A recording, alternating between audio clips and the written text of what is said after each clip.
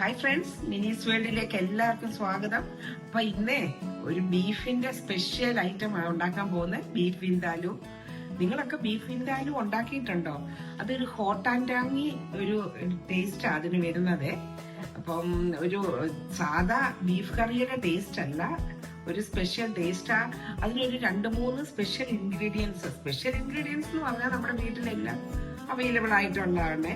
കടുക് വേണം. കടുക് നമ്മൾ മറ്റുള്ള മസാലകളൊക്കെ ഒന്ന് ഡ്രൈ റോസ്റ്റ് ചെയ്യുമ്പോൾ അതിനോട് ഇട്ട് കടുകൂടെ ഒന്ന് ചെറുതായിട്ട് ചൂടാക്കി എടുത്ത് പൊടിച്ചെടുക്കും. അതുപോലെ തന്നെ വിനീഗർ വേണം.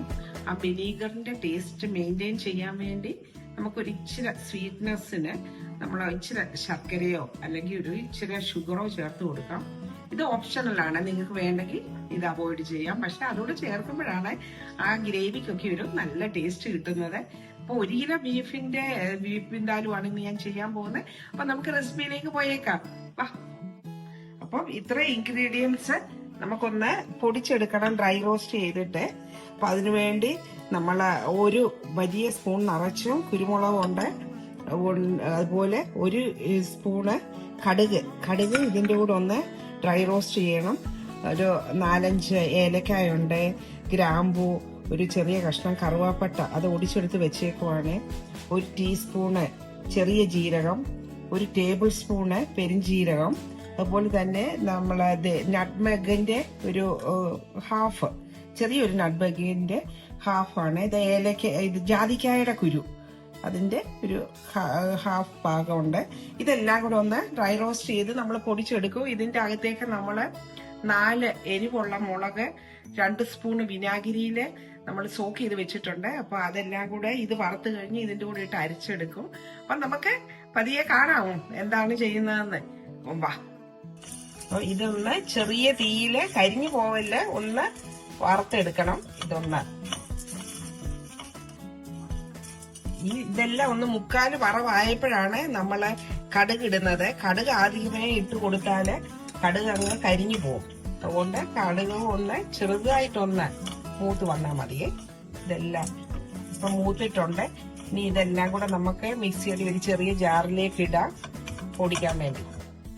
ഈ വെളുത്തുള്ളിയും ഇഞ്ചിയും കൂടെ ഞാൻ ചെറുതായിട്ട് കട്ട് ചെയ്ത് ഇതും കൂടെ ഒരു കുറച്ച് എണ്ണയൊഴിച്ച് ഇതൊന്ന് വഴറ്റിയിട്ടാണ് ആ പൊടിക്കുന്ന മസാലകളിലേക്ക് ഇടുന്നത്. എന്തിനാന്ന് വെച്ചാൽ ഇതിന്റെ പച്ചച്ചൊവയൊന്ന് മാറി കഴിയുമ്പോഴാണ് ഇതിന്റെ നല്ല ടേസ്റ്റ് വരുന്നത്.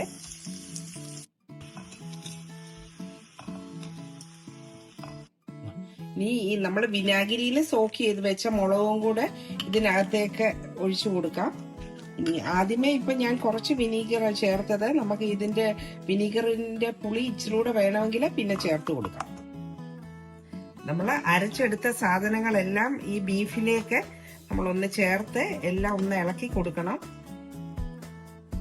അതിന്റെ കൂടെ 1 പിടി കറിവേപ്പില ഇടുന്നത് നല്ല ടേസ്റ്റ് ആണ്. ഇത്രയും ഇപ്പം ഞാൻ ഉപ്പ് 1 ടീസ്പൂണ് ഉപ്പാണ് ചേർത്ത് കൊടുക്കുന്നത്. അതുപോലെ തന്നെ 1 ടീസ്പൂണ് മഞ്ഞപ്പൊടിയും. ഇനി ഇതെല്ലാം കൂടെ ഒന്ന് നല്ലവണ്ണം ഇളക്കി ഇതിനകത്ത് ഇപ്പൊ ഞാൻ 3 വിസിലാണ് അടിക്കാൻ പോകുന്നത് ഈ കുക്കറിന്. നിങ്ങൾ ഓരോരുത്തരും നിങ്ങളുടെ കുക്കറിന്റേതും ഇറച്ചിയുടെയും ഒക്കെ ഇത് വേവിന്റെ വ്യത്യാസം ഉണ്ടാവും. എന്നാണെങ്കിലും ആദ്യം ഒരു 3 വിസിൽ അടിച്ചിട്ട് നമുക്ക് ഇറച്ചി വെന്തോന്ന് നോക്കാം. കുക്കർ അടച്ച് നമ്മളൊരു 3 വിസിൽ വരാൻ വേണ്ടി വെയിറ്റ് ചെയ്യാം. ഞാൻ ഒരു കഷ്ണം ഇറച്ചി എടുത്ത് ചെക്ക് ചെയ്തു. ഇറച്ചി നല്ലവണ്ണം വെന്തിരിപ്പുണ്ട്. ഇനി നമുക്ക് അടുത്ത സ്റ്റെപ്പ് എന്താണെന്ന് നോക്കാം. ഇനി ഗ്രേവി തയ്യാറാക്കാൻ വേണ്ടി നമ്മളൊരു പാത്രത്തില് 1.5 സ്പൂണ് ഓയിൽ ഒഴിച്ചു. ഞാൻ ഒലിവ് ഓയിലാണ് ചേർത്തത്. വിന്താലു ഒക്കെ ഉണ്ടാക്കുമ്പോൾ വെളിച്ചെണ്ണയാണ് നല്ലത്. ഞാൻ കുക്കിങ്ങിന് കൂടുതലും ഒലിവ് ഓയിൽ ആയതുകൊണ്ട് അങ്ങ് ചേർക്കുന്നതേ ഉള്ളൂ. നിങ്ങൾ വെളിച്ചെണ്ണ നിങ്ങളുടെ അടുത്തുണ്ടെങ്കിൽ അത് ചേർത്ത് കൊടുക്കുക. അപ്പൊ എണ്ണ ചൂടായി കഴിയുമ്പോൾ ആദ്യമേ നമ്മൾ ഇഞ്ചിയും വെളുത്തുള്ളിയൊക്കെ അരച്ച് ചേർത്തതാ. എങ്കിലും ഒരു കുറച്ച് ഇഞ്ചിയും വെളുത്തുള്ളിയും കൂടെ ചേർത്ത് കൊടുക്കണം. ഇതിന്റെ പച്ചമണം മാറിക്കഴിയുമ്പോൾ നമ്മൾ സവോള ചെറുതായിട്ട് അരിഞ്ഞത്, 2 ചെറിയ സവോളയാണ്. അത് നിങ്ങളുടെ ആവശ്യത്തിന് ഗ്രേവി എത്രമാത്രം വേണോ അതനുസരിച്ച് നിങ്ങൾക്ക് ഇതൊക്കെ ചേർത്ത് കൊടുക്കാം. സവോളയുടെ അളവൊക്കെ നിങ്ങൾക്ക് തീരുമാനിക്കാം. ഞാനിപ്പം 2 സവോളയാണ് എടുത്തേക്കുന്നത്. അതിനകത്തൊരു 4-5 ചെറിയ ഉള്ളി ഞാൻ അരിഞ്ഞിട്ടിട്ടുണ്ട്. അപ്പോൾ ഇതൊന്ന് നല്ലവണ്ണം വഴലാൻ വേണ്ടി നമുക്ക് കുറച്ച് ഉപ്പും ചേർത്ത് കൊടുത്ത് ഇതൊന്ന് പാത്രം അടച്ചു വെച്ച് വഴറ്റിയെടുക്കാം. നമുക്ക് അടപ്പൊന്ന് മാറ്റി നോക്കാം. സവോളയൊക്കെ കളർ മാറി വരുന്നുണ്ട്. അപ്പം നമുക്ക് ഇതിലേക്ക് കുറച്ച് കറിവേപ്പില കൂടെ തൂവി കൊടുക്കാം. അപ്പം കറിവേപ്പിലയൊക്കെ നമ്മളുടെ ആവശ്യത്തിന് ഇട്ട് കൊടുക്കാം.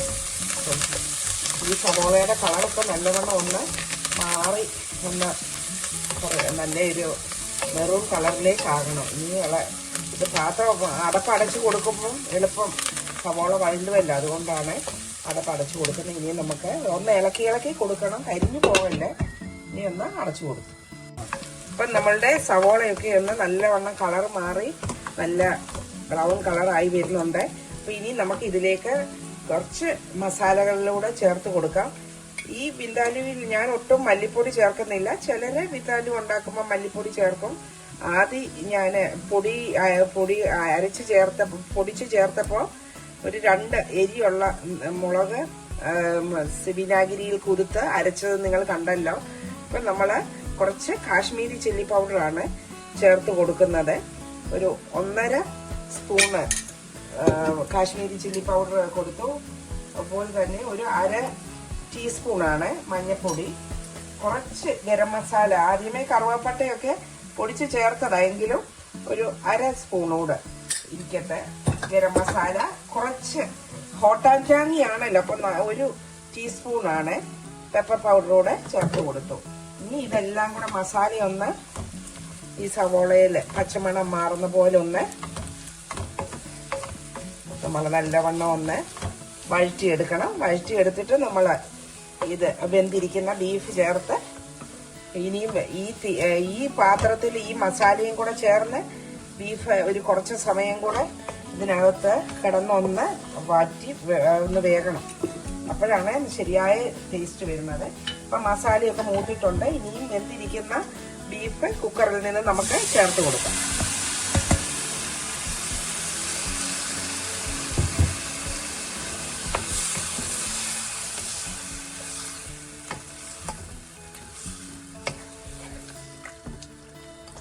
ഇതെല്ലാം കൂടെ ഒന്ന് നല്ലവണ്ണം ഇളക്കി യോജിപ്പിച്ച് ഇനിയും നമ്മളുടെ ഗ്രേവിയുടെ അളവൊക്കെ നമുക്ക് തീരുമാനിക്കാം. ഇപ്പം വേണമെങ്കിൽ കുറച്ച് ഗ്രേവി എന്താണെങ്കിലും ഇനിയും ഇത് തീ കിടന്ന് പറ്റുമല്ലോ. അപ്പം ഞാനൊരു 1/2 കപ്പൂടെ ചൂടുവെള്ളം കൂടെ ചേർത്ത് കൊടുക്കുന്നുണ്ട്. അപ്പം നല്ലൊരു കളറൊക്കെ വന്നിട്ടുണ്ട്. ഇനി ഇത് ഒരു മീഡിയം ഫ്ലെയിമിലാണ് വെക്കുന്നത് തീയെ. ഇനി അടപ്പടച്ച് ഇതെല്ലാം കൂടെ ഒന്ന് കുറച്ച് സമയം കൂടി ഇരുന്നൊന്ന് പറ്റി വരട്ടെ. അപ്പം ബീഫ് നല്ലവണ്ണം വെന്തതാണെങ്കിലും ഈ ഗ്രേവിയുമായിട്ട് ഇപ്പം ഇരുന്ന് 10 മിനിറ്റോളം കഴിഞ്ഞു. അപ്പം ഇപ്പം നല്ല എണ്ണയെല്ലാം തെളിഞ്ഞ് വന്ന് നല്ല ഇപ്പം ഗ്രേവിയൊക്കെ കുറേ കൂടെ പറ്റി. കുറച്ച് ഗ്രേവി വേണം.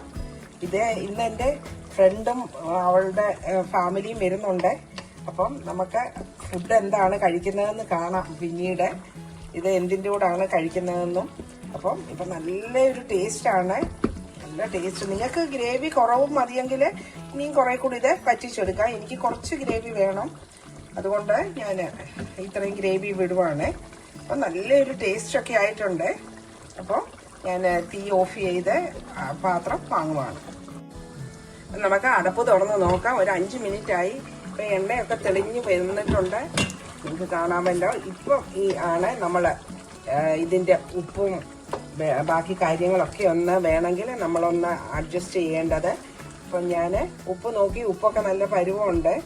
അപ്പോൾ ഇതിലേക്ക് നമ്മൾ ഇനിയും ആ വിനാഗിരിയുടെ ടേസ്റ്റ് ഒന്ന് മെയിൻറ്റെയിൻ ചെയ്യാൻ വേണ്ടിയാണ് നമ്മൾ ആദ്യമേ വിനാഗിരി മുളക് കുതിർത്ത് വെച്ച് ചേർത്തായിരുന്നല്ലോ. അപ്പോൾ അതൊന്നും മെയിൻറ്റെയിൻ ചെയ്യാൻ വേണ്ടി നമുക്കൊരു കുറച്ച് ശർക്കര, 1 സ്പൂണിനുള്ള ഒരു ശർക്കര ചേർത്ത് കൊടുക്കാം. നിങ്ങളുടെ അടുത്ത് ശർക്കര ഇല്ലെങ്കിൽ നിങ്ങൾക്ക് പഞ്ചസാരയും ചേർക്കാം. അപ്പം ചേർത്തില്ലെങ്കിലും കുഴപ്പമില്ല, പക്ഷെങ്കിൽ നല്ലൊരു രുചി കിട്ടും ഇച്ചിരി ശർക്കരയോ പഞ്ചസാരയോ ഒന്ന് ചേർത്ത് കൊടുക്കുമ്പോൾ.